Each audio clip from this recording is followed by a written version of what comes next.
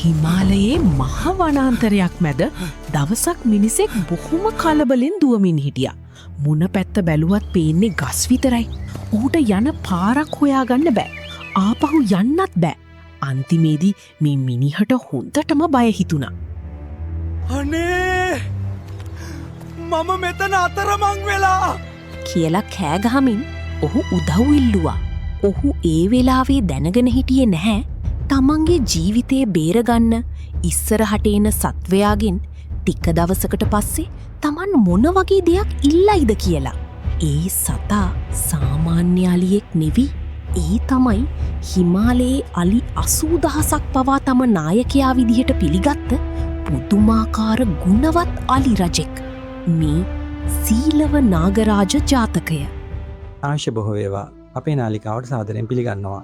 අදත් අපි ඔයාලට බලන්න ලස්සන ජාතක කතාවක් ගෙනාවා. එහෙනම් වැඩි කතා නැතුව වීඩියෝ එක බලමු.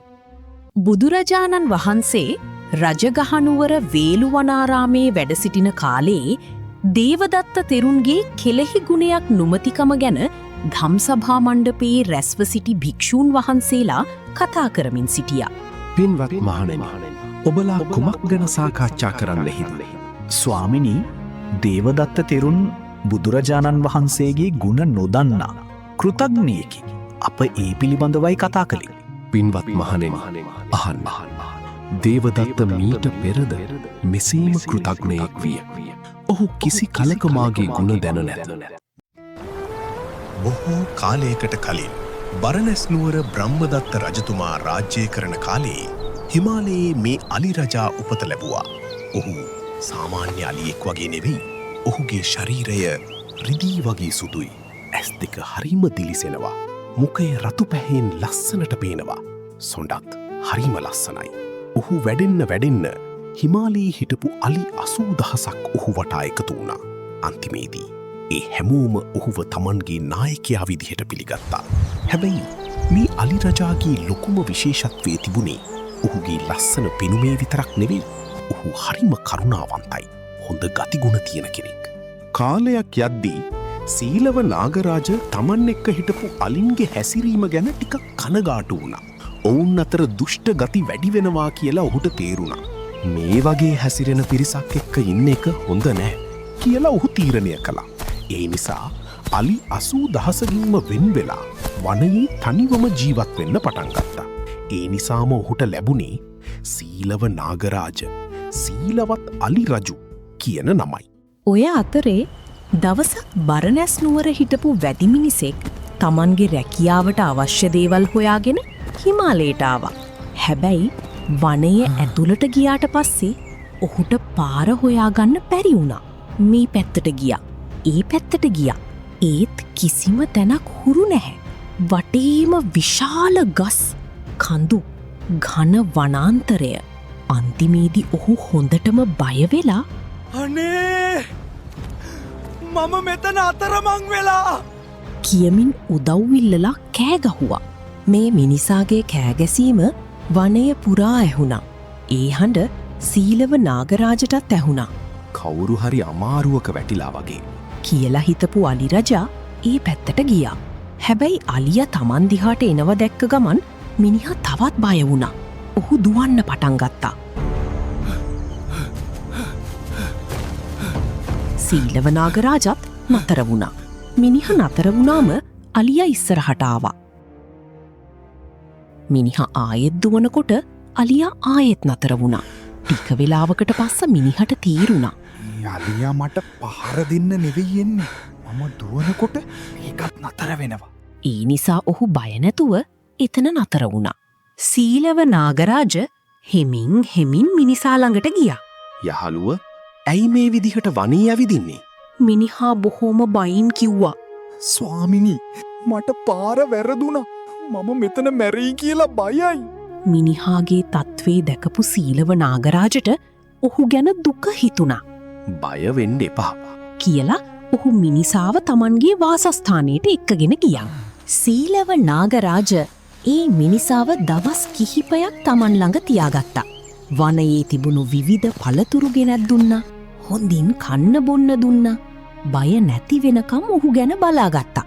දවස් කිහිපයකට පස්සේ සීලව නාගරාජ කිව්වා යහළුවා දැන් බයවෙන්න දෙයක් නැහැ. මම ඔබව මිනිස්සු ඉන්න පැත්තකට ගෙනියන්නම්. සීලව නාගරාජ මිනිසාව තම පිට උඩට නංවා ගත්තා. ඊට පස්සේ ඝන වනාන්තරය මැදින් ඔහුව රැගෙන ගියා. කඳු පහු කලා ගස් අතරින් ගියා. අන්තිමේදී බරණැස් නුවරට යන මහා පාර ළඟට ඔහුව ගෙනාවා. යහළුවෝ ඔන්න ඔයාගේ පාර. දැන් මෙතනින් යන්න. මිනිහා බැහැලා අලි රජු දිහා බැලුවා. ඒ වෙලාවෙ සීලව නාගරාජ තවත් දෙයක් කිව්වා. මම ඉන්න තැන ගැන කාටවත් කියන්න එපා. කවුරු ඇහුවත් කියන්න එපා. මිනිහා හිස වැනුවා. හරි ස්වාමිනි මම කාටවත් කියන්නේ නෑ.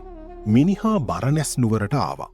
හැබැයි ඔහුගේ හිතේ දැන් වෙනත් අදහසක් තිබුණා. අලි රජා ඉන්න තැන ඔහුට හොඳටම මතකයි. ගස් කොහොමද තිබුණේ? කන්දු කොහෙද තිබුණේ? පාර කොහෙන්ද ගියේ? ඔහු ඒ හැම දෙයක්ම මතක තියාගෙන හිටියා. දවසක් ඔහු ඇත්දල වැඩ කරන මිනිස්සු ඉන්න වීදියකට ගියා. එතන අලි දල කපලා විවිධ දේවල් හදනවා ඔහු දැක්කා. ඔහු ඔවුන්ගෙන් නැහුවා. ජීවතුන් අතර ඉන්න අලියෙකුගේ දලයක් ගෙනාවොත් ඒකට සල්ලි දෙනවද? ජීවතුන් අතර ඉන්න අලියෙකුගේ දලයක් නම් තවත් වටිනවා. ඒ කතාව ඇහුවාම මිනිහාගේ හිතේ තිබුණු ආශාව තවත් වැඩි වුණා. ඊළඟ දවසේම ඔහු නැවත හිමාලයට ගියා. මේ පාර ඔහුගේ අතේ තිබුණේ තියුණු කියතක්. සීලව නාගරාජ ඔහුව දැක්කා. යහළුව ආයෙත්තාවේයයි. මිනිහා කිව්වා ස්වාමීනි මම හරිම දුප්පත්.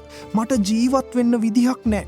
ඔබේ දලයෙන් කොටසක් මට දුන්නොත් මට ඒක විකුණලා ජීවත් වෙන්න පුළුවන්. සීලව නාගරාජ කිසිම ප්‍රශ්නයක් ඇහුවේ නෑ. කෝපවුනිත් නෑ. ඔහු කිව්වා ඔබ ළඟ කියතක් තියෙනවා නම් මගේ දල දෙකම අරගෙන යන්න. කියලා බිම වැතිරුණා. මිනිහා කියත අරගෙන අලි රජුගේ දල දෙක කපාගෙන ගියා. හැබැයි සීලව නාගරාජ ඒ වෙලාවේ තමන්ට වුණු දේ ගැන හිතුවේ නැහැ. ඔහු හිතුවේ තමන් කරන දානය ගැනයි. ඔහු ප්‍රාර්ථනා කළා. මේ දානය මට සර්වඥතාවය ලබා ගැනීමට හේතුවක් වේවා. ඔහුට තමන්ගේ දලවලට වඩා වටින්නේ ඥානයයි. මිනිහා දල දෙක අරගෙන බරණැසට ගියා. දල විකුණලා ඔහුට සල්ලි ලැබුණා. හැබැයි ඒ සල්ලිත් වැඩි කාලයක් තිබුණේ නැහැ. ටික දවසකට පස්සේ ඔහුට ආයෙත් මතක් වුණා. අලි රජා ළඟ තවත් දල තියෙනවා. ඔහු ආයෙත් හිමාලයට ගියා. ආයෙත් සීලව නාගරාජා ළඟට ගිහින් කිව්වා ස්වාමීනි මට ලැබුණු සල්ලිවලින් පැරණි ණය ටිකක් ගෙව්වා විතරයි. තවත් දල ටිකක් දෙනවද? සීලව නාගරාජා ආයෙත් කිව්වා. හරි. ඔහු නැවතත් තම දලවල ඉතිරි කොටසත් දුන්නා. මිනිහා ඒ දල ටිකත් විකුණලා සල්ලි ගත්තා. හැබැයි ඒ සල්ලිත් ඉවර වුණා. ආයෙත් ඔහුට මතක් වුණේ එකම දෙයයි. තවත් දල තියෙනවා. ඒ නිසා ඔහු තුන්වෙනි වතාවටත් සීලව නාගරාජ ළඟට ගියා. මේ පාර ඔහු කිව්වේ ස්වාමීනි මට තවමත් ජීවත් වෙන්න විදිහක් නැහැ. දලවල මුල් කොටස් ටිකත් මට දෙන්න. මිනිහා සීලව නාගරාජගේ සුන්ඩ මත පා තැබුවා. ඊට පස්සේ ඔහුගේ නලල උඩට නැග්ගා. දලවල ඉතිරි කොටස ගන්න ඔහු සූදානම් වුණා. මේ මොහොතේ වනයේ තිබුණු නිශ්ශබ්දතාවය අතරින් තියුණු ශබ්දයක් ඇහුණා. ඊට පස්සේ ආයෙත් නිශ්ශබ්දයි. සීලව නාගරාජ හැම දෙයක්ම ඉවසගෙන හිටියා. අන්තිමේදී මිනිහා තමන්ට ඕන දේ අරගෙන වනයෙන් පිට වෙලා ගියා. මිනිහා අලි රජාගේ ඇස්මානයෙන් ඈත් වුණා විතරයි වනේ හරිම අමූතු නිශ්ශබ්දතාවයක් ඇති වුණා. ඊළඟ මොහොතේ මහා පොළව දෙබෑ වුණා. මිනිහාට මොනව කරන්නද කියලා හිතාගන්නවත් වෙලාවක් තිබුණේ නැහැ. පොළව විවෘත වෙලා ඔහුව පහළට ඇදගත්තා. ඔහු බිමට ගිලී ගියා. අනේ දෙයියනේ මට උදව් කරන්න. මට බයයි. පෙරගන්න. මම බිමට වැටෙනවා. මට උදව් කරන්න. ඒ වෙලාවේ වනේ හිටපු රුක් දෙවියාගේ හඬ මුළු වනය පුරාම ඇහුණා. කෘතඥ නැති මිනිසෙකු කොච්චර දුන්නත් ඔහුට සෑහීමක් ඇති වෙන්නේ නැහැ. මුළු ලෝකයම දුන්නත් ඔහුගේ ආශාව නිම වෙන්නේ නැහැ. ඊට පස්සේ වනය ආයෙත් නිශ්ශබ්ද වුණා. සීලව නාගරාජ තම ජීවිතයේ ඉදිරි කාලයත් ඒ වනයේම ගත කළා. ඔහුට සිදුවුණු දේ නිසා කෝපීන් ජීවත් වුණේ නැහැ. කරුණාව අතහැරියේ නැහැ. තමන්ගේ යහපත් ගති අතහැරියේ නැහැ. පින්වත් මහණෙනි, ඉදායි කෘතඥ නැති වැදි මිනිසා දැන් දේවදත්තයි. ඉදාරු දෙවියා දැන් සාරිපුත්ත මහරහතන් වහන්සේ. ඉදායි සීලවත් අලි රජු ඒ මමමයි. ඉතින් මේ කතාවෙන් අපිට ඉගෙන ගන්න පුළුවන් මොනවද? ඒ සීලවත් අලි රජු අපට කියලා දුන්නේ ලොක්කු පාඩමක්. අපි කෙනෙකුට උදව් කළාම ඒ කෙනා අපට ස්තුති කරයි කියලා හැම වෙලාවෙම බලාපොරොත්තු වෙන්න බැහැ. සමහර අය අපි කළ උදව් අමතක කරයි. සමහර අය ඒ කරුණාවෙන් ප්‍රයෝජන ගනි. ඒත් ඒ නිසා අපි හොඳ මිනිස්සු වෙන එක නවත්වන්න ඕනේද? නැහැ. සීලව නාගරාජාගේ ශ්‍රේෂ්ඨත්වය තිබුණේ ඔහුට ලැබුණු දේවල් වල නෙවෙයි, ඔහුට දෙන්න පුළුවන් වුණු දේවල් වලයි. ඒ නිසා ලෝකය ඔබේ කරුණාව අමතක කරත් ඔබේ කරුණාව අත්හරින්න එපා. සියලු සත්වයෝ දහමෙහි හැසිරෙත්වා. සියලු සත්වයෝ නිදුක් වෙත්වා. නමෝ බුද්ධාය.